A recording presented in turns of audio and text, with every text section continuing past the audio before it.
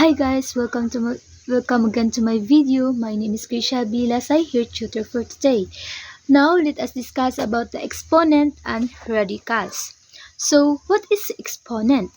Exponents means repeated multiplication exponents means repeated multiplication. Like for example, 3 squared means 3 times 3, that's equal to 9. Like the 3, hindi mo siya sa 3 because 2 square root of 2. 3 times 3 equals to 9. Then, radicals. Radicals involve the radical sign. This one, radical sign. And are used to denote roots such as square roots or cube roots. Like here in the example, square root of 16.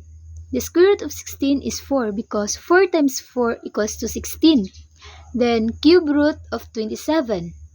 The cube root of 27 is 3 because 3 times 3 equals to 9. Then 9 times 3 equals to 27. Then here, and 2 cube times 2 squared equals to 32 because 2 times 2 equals to 4. 4 times 2 equals to 8. Then 8 times 4 equals to 32.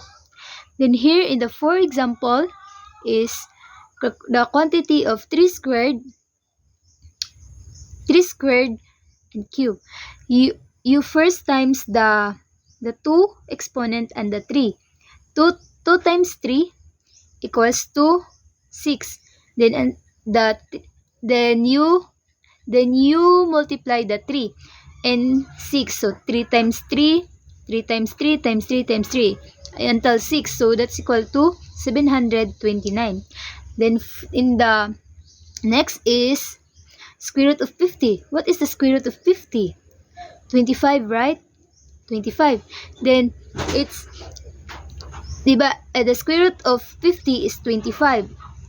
The square root of 50 is 2 square root of radical of 2 because if diba the 25 is you ma-divide pa siya sa 5. So 5 and 2. Yes. Goodbye guys, and then please subscribe.